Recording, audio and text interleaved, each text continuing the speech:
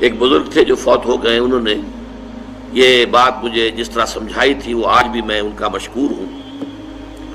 کہ دنیا میں عام قاعدے قانون کے تحت بھی کسی سے کچھ کہنا کہ بھائی میرا یہ کام آپ کر دیجئے، آپ کر سکتے ہیں، ایک دفعہ کہنا جائز ہے، دوسری مرتبہ یاد دلا دینا کہ شاید بھول گئے وہ بھی جائز ہے، تیسری مرتبہ کہنا شرک ہو جائے گا،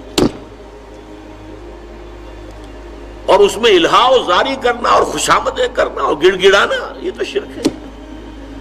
تم نے یہ سمجھا ہے کہ تمہارا کام یہی کر سکتا ہے، کام کرنے والا تو اللہ ہے، لا فاعل فی الحقیقت ولا مؤثر الا اللہ۔ حضور نے فرمایا کہ اگر تمہیں جوتا باندھنے کا تسبہ درکار ہو تب بھی اللہ سے مانگو، کسی کے سامنے سوال کا جو ہاتھ جو ہے وہ دراز نہ کرو۔ اللہ نے تمہیں ایک عزت نفس دی ہے، اس عزت نفس کو دہلا نہ بناؤ، کسی کے سامنے جو ہے اپنا ہاتھ پھیلا دینا، اپنی عزت نفس جو ہے اس کو ختم کر دینا ہے، مت مانگو کسی سے کچھ۔ لیکن یہ کہ ٹھیک ہے دنیا میں کام چلتا ہے۔ حضور کا شکی شان تو یہ تھی کہ اگر آپ سواری پر ہوتے تھے اور آپ کی چھڑی گر گئی تو سواری کو بٹھا کے اس سے اتر کر چھڑی خود اٹھاتے تھے، آپ کسی اپنے ساتھی سے یہ نہیں کہتے تھے کہ میری چھڑی پکڑا دو مجھے۔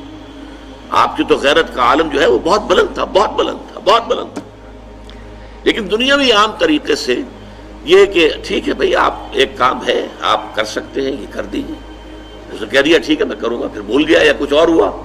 دوسری مرتبہ یاد دہانی کرا دی، تیسری مرتبہ جو ہے انہوں نے کہا کہ پھر اس میں شرک کی بو آنے لگتی ہے کہ معلوم ہوتا ہے کہ آپ نے سمجھا ہے کہ اسی کو اختیار حاصل ہے، یہی مقتدر ہے،